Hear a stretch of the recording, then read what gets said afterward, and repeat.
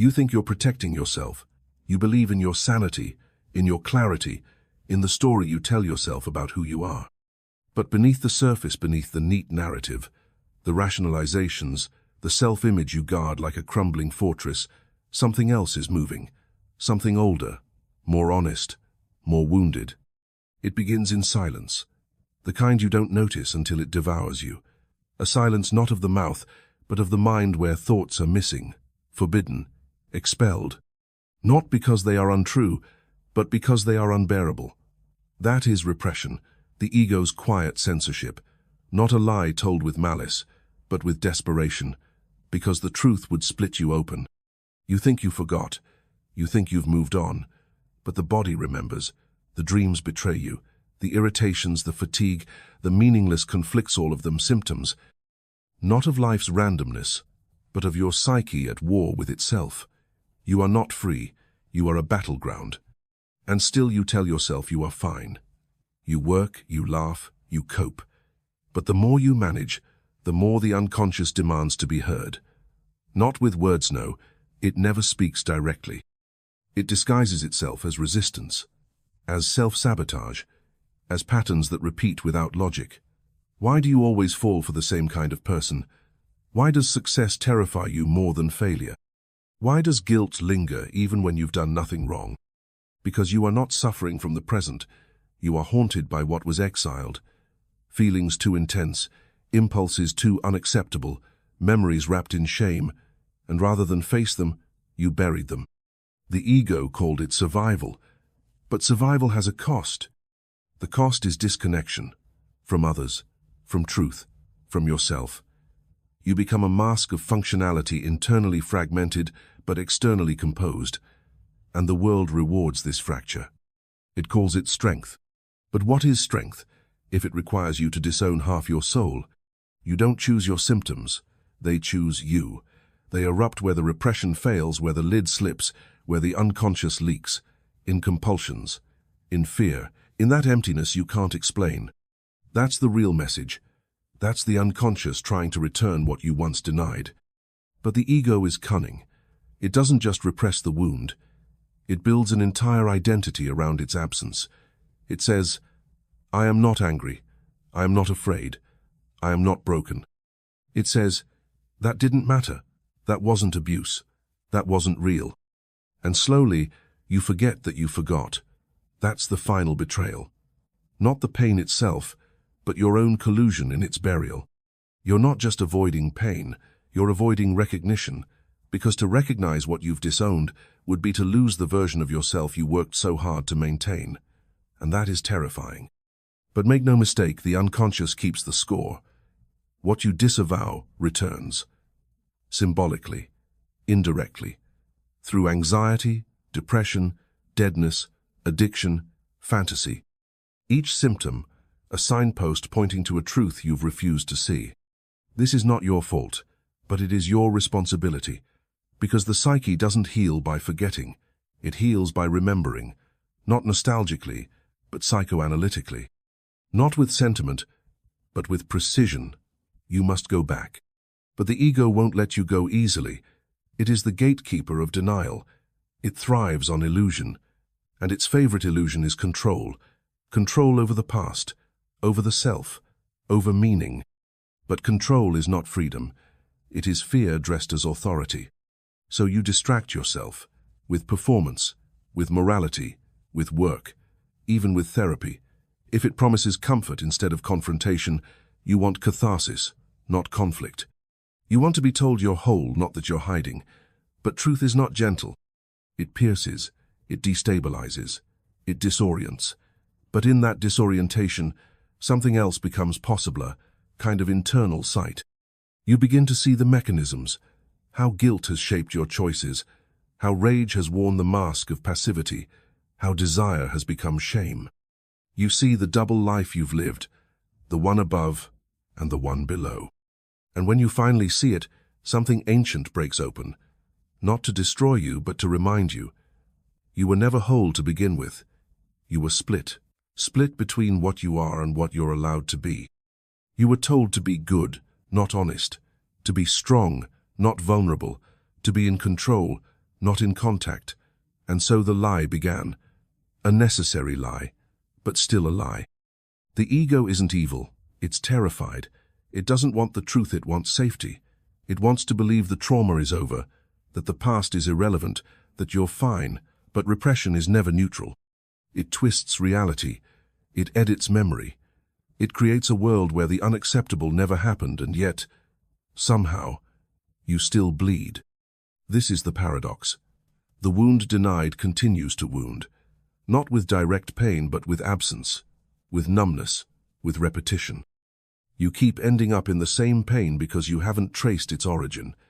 You treat the symptom. You never interrogate the silence underneath. But that silence is not empty. It's full of what you once couldn't bear, and now maybe you can. Not because you're stronger, but because denial no longer works, because the fantasies have failed, because the life you built on repression no longer satisfies. That is the beginning, not of healing, but of reckoning. You look in the mirror and the reflection no longer obeys. You hear a voice you've silenced for years and it speaks in fragments, in dreams, in slips of the tongue, in symptoms that no longer obey willpower. The unconscious is not your enemy, it is your history. And history, if unacknowledged, becomes fate. You must descend, not into darkness, but into clarity, into the basement of the mind where the ego buried everything it couldn't integrate. That is where your truth lives, not the truth you tell the world, the one you never dared tell yourself. You must make contact, not with who you think you are, but with who you became to survive. And survival is not living, it is enduring. But you were made for more than endurance. You were made for contact, for recognition, for reality, not the reality sanitized by repression, but the one fractured by it. Only there, in the confrontation with what you've avoided, does the psyche begin to move, not toward happiness, but toward wholeness, toward the unbearable being seen. That is not freedom, but it is truth. And truth, at last, makes the lie unnecessary. The ego is lying to you, and you're letting it, but you don't have to. The unconscious is waiting, not to destroy you, but to reveal you. And when it does, you will not be healed. You will be known. But to be known by the unconscious is not a passive revelation, it is a dismantling, a slow, surgical unraveling of the defenses you mistook for selfhood. You begin to sense how deeply you've contorted yourself, not out of malice or weakness, but out of necessity. The child needed to survive. The adult inherited the cost. You wear the scars in behaviors you call personality. You confuse your defenses with your nature. But what if your carefulness is not wisdom, but fear? What if your perfectionism is not ambition, but a desperate cry for control? What if your kindness masks a terror of abandonment? The truth is never elegant. It arrives disjointed, contradictory, repulsive. You recoil from it because it threatens the coherence of your identity. But identity itself is often a monument to repression, a curated story constructed over the grave of what you couldn't digest. You learned early to split off what was unfit for love. Anger, sadness, desire, they were edited from your expression, and so they became ghosts in the machine. And now, years later, they move in your shadow, not to haunt you, but to remind you, you are not whole without them. The psyche doesn't forget. It stores what the ego rejects, in dreams, in symptoms, in lapses of memory and strange preferences. The unconscious does not speak in grammar, it speaks in symptom and symbol. It stages the unresolved in the theater of your daily life, casting strangers in the roles of long-forgotten figures, reenacting traumas in the form of obsessions, attractions, aversions, and you, unconscious of the script, think it's coincidence, think it's fate, think you're cursed.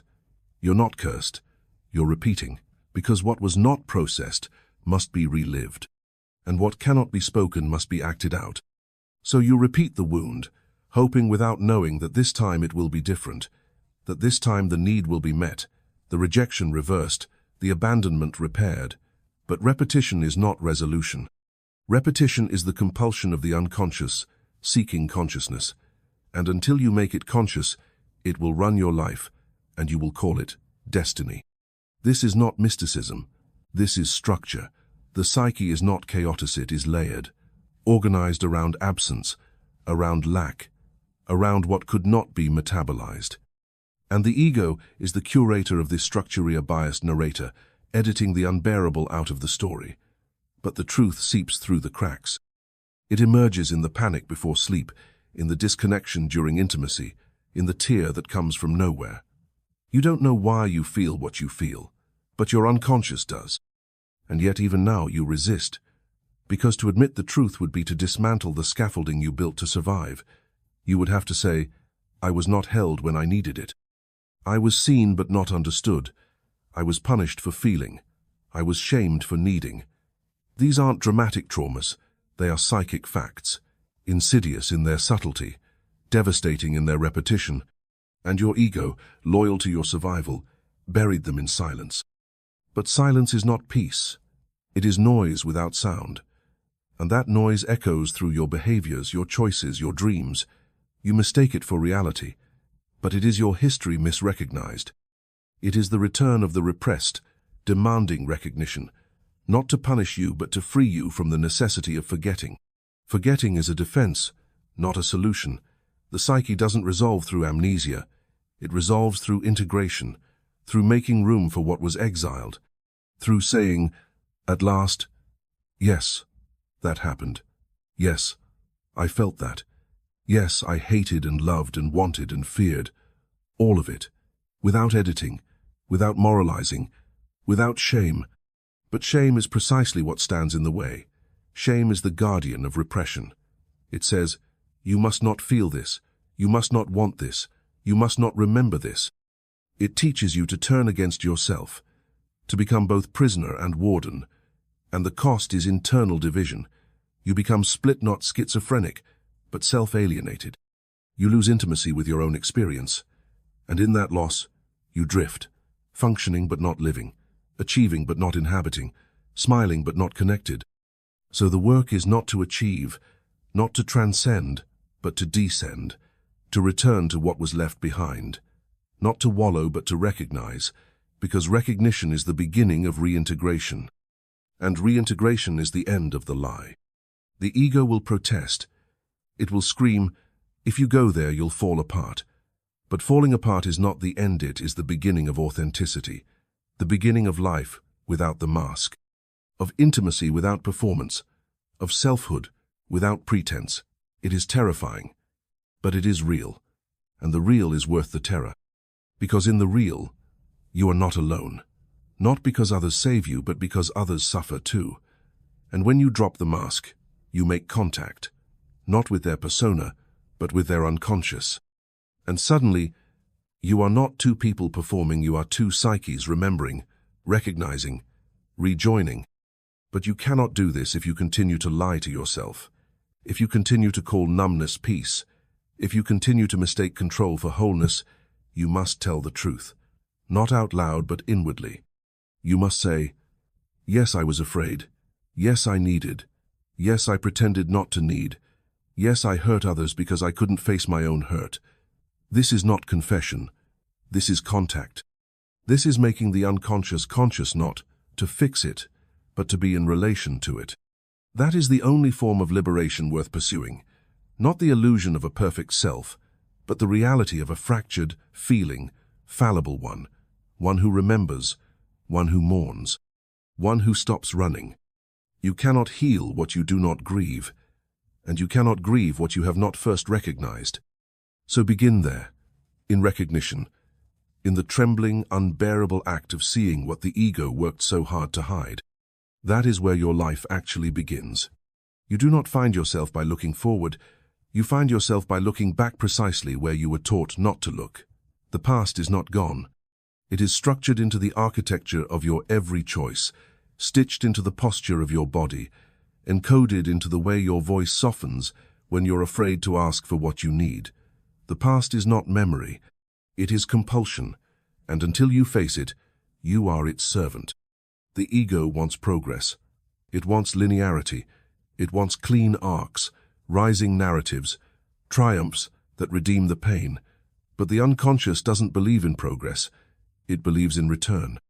Return to the point of rupture, Return to the moment the feeling was exiled. Return to what you could not tolerate and still cannot name. This return is not regression. It is the beginning of consciousness.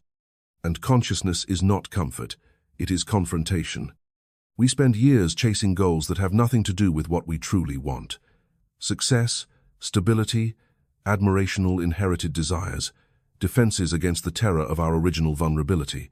We want to be seen, yes, but not as areas we perform. We curate versions of ourselves we think are lovable, acceptable, palatable. And we forget that this very effort was born in the absence of being seen when it mattered most. So we become mirrors instead of beings, reflecting what others need, shaping ourselves into what will not be rejected. And in that shaping, the self is lost. What remains is the ego's masterpiece, a functional, likable, emotionally distant replica. But replicas cannot love. They can only perform the script, and the script is always avoidance. Avoidance of pain, avoidance of longing, avoidance of the original moment when something essential was broken by betrayal, neglect, confusion, shame. The ego tells you, it wasn't that bad.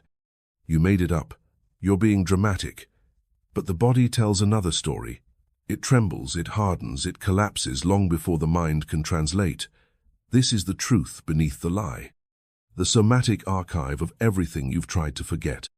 And you will not outgrow it. You will not outachieve it. You will not spiritualize it away. You will carry it until you meet it. And when you meet it, you will have to choose denial or descent. The descent is not heroic. It is lonely. It is disorienting. You lose your bearings. The values you held dissolve. The narrative you believed fractures. And for a time there is nothing but confusion. This is the psychic night, the undoing of your borrowed identity, the collapse of your defenses. It feels like dying. But something else is taking shape, something unrecognizable at first. Not a new self, but a more ancient one. The one that was split off in order to survive. This self doesn't speak in your usual voice. It is raw. It is emotional. It remembers what you swore never to feel again. It grieves what you never admitted losing. It rages at the compromises you made. And it asks quietly, insistently to be known. Not as a symptom, but as truth. You begin to see how your suffering wasn't random, how your symptoms weren't pathology, they were protest. The psyche protesting the lies it was forced to live. The unconscious demanding recognition, not because it is malevolent, but because it is faithful. It carries your truth even when you won't. But the ego resists. It defends. It distracts. It argues. It says, you're overthinking. You're too sensitive. You're being negative. It wants a quick fix, a reframe, a better story. Anything but the truth. Because the truth requires mourning. And mourning is slow, and humiliating, and real. You begin to realize how much energy you've spent not knowing what you already know. How many years you've sacrificed to maintain the lie. You defended the very conditions that harmed you. You protected the people who couldn't see you. You silenced your own intuition just to belong. This is the cruelty of repression. It turns survival into loyalty. It turns pain into self-blame. It turns longing into shame. And you walk through life wondering why joy feels out of reach, why intimacy collapses, why you're exhausted by your own performance. You think you're broken. You're not broken. You're defended. Defended against your own experience, against your own body, against the unbearable knowledge that you needed more than you received, that you were more sensitive than they allowed, that you saw more than they could tolerate, that your suffering wasn't an overreaction, it was a message no one wanted to read. But you can read it now. You have to. Because the cost of not reading it is your life. A life spent anesthetized. A life spent chasing phantoms. A life spent managing symptoms instead of listening to what they're trying to say. And they are saying, remember, not nostalgically but honestly. Remember how you split yourself to be safe. Remember how you smiled when you wanted to scream. Remember how you said yes to survive the consequences of no. Remember not to stay there, but to retrieve what was lost. Because it is still there, beneath the compliance, beneath the numbness, beneath the roles, your real feelings, your real needs, your real history, waiting to be felt, waiting to be integrated, waiting to return. This is not recovery. It is re-embodiment, a return to the terrain of your own psyche, not to transcend it, but to inhabit it. You are not here to become someone else. You are here to stop pretending, to stop abandoning yourself in the name of what others demanded, to stop performing the version of you that repression built. And when you stop, it is quiet, not peaceful but real, and in that quiet, something begins to breathe, something unnameable but familiar, the part of you that never left, the one who witnessed it all, the one who holds the thread of continuity through every disguise. That part does not need fixing, it needs recognition, it needs you. Not the you show the world, but the one underneath, the one who feels, the one who remembers, the one who waited year after year for you to stop running. And now perhaps you are ready to turn around. Turning around is not dramatic, it is not a gesture of triumph. It is quiet, reluctant, trembling, because to face what you've avoided for so long is not empowering, it is humbling.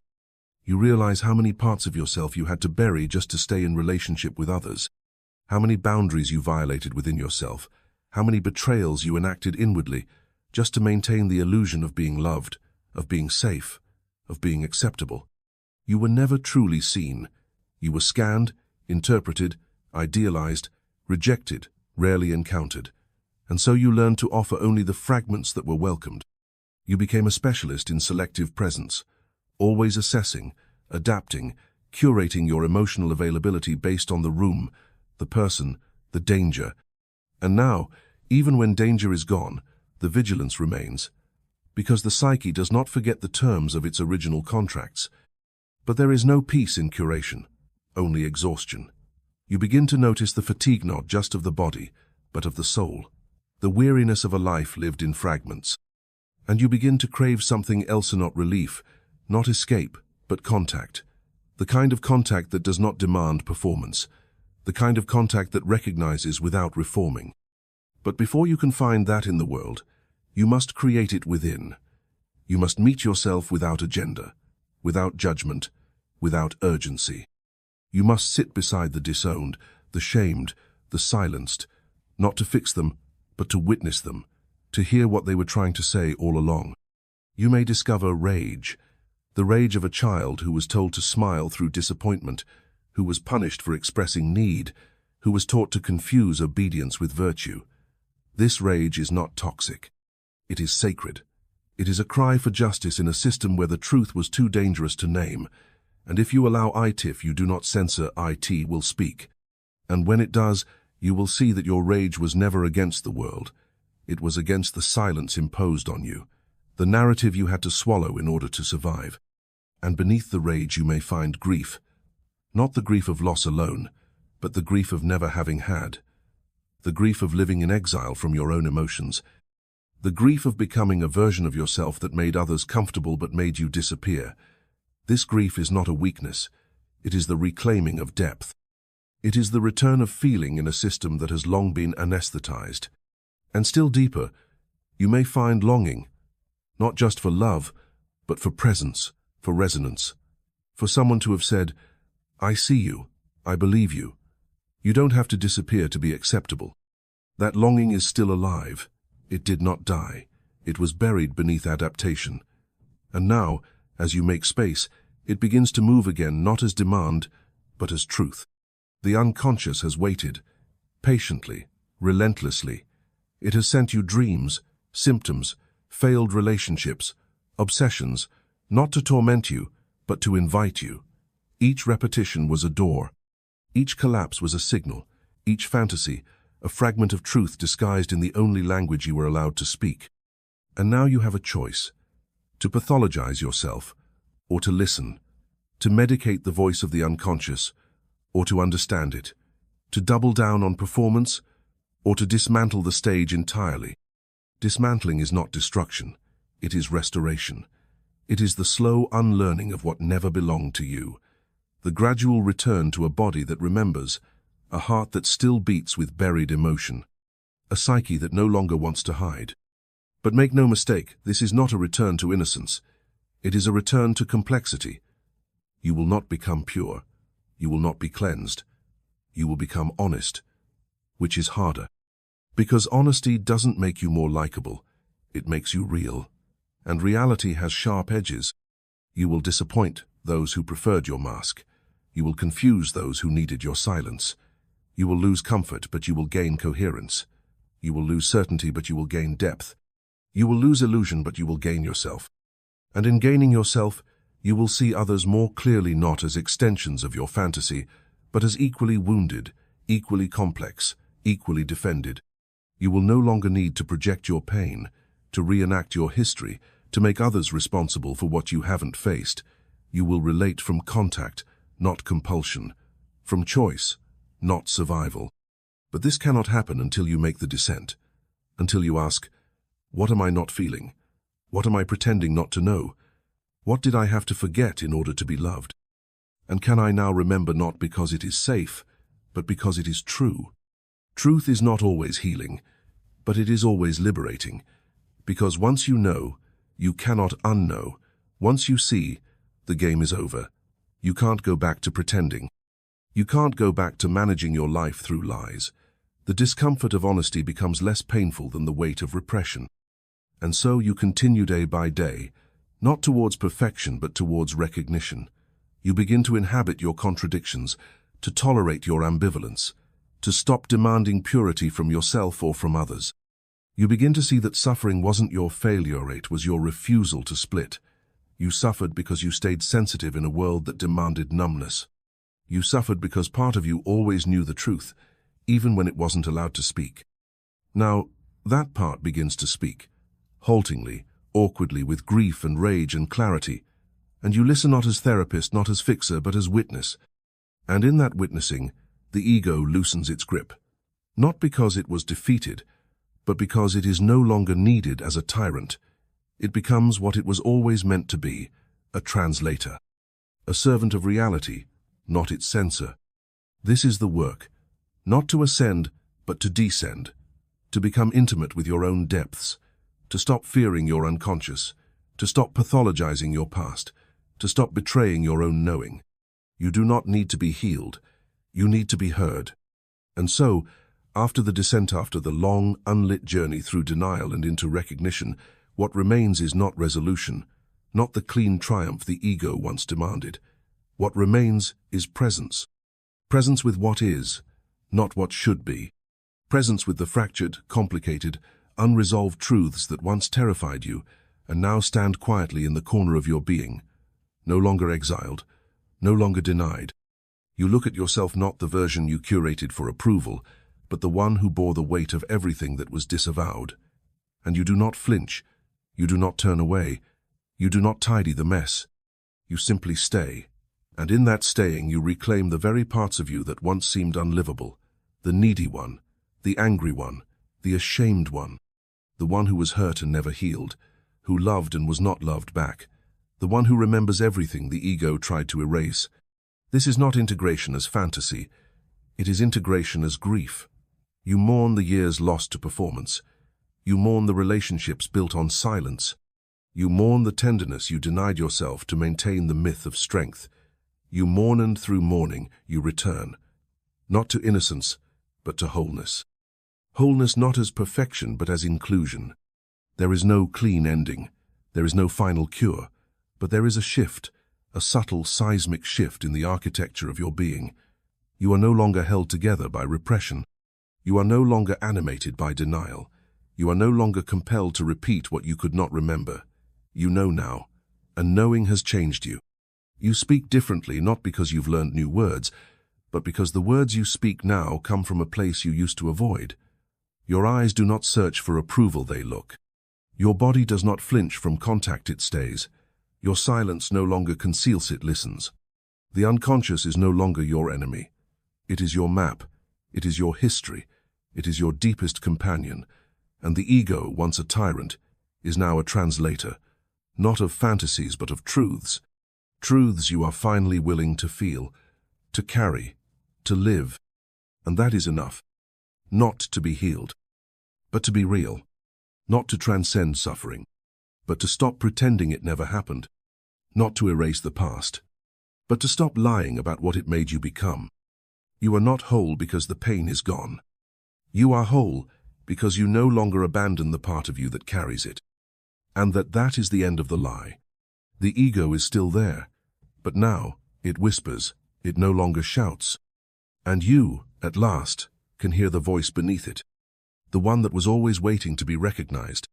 The one that says, quietly, without needing to be believed, I am still here. I always have been. And I remember.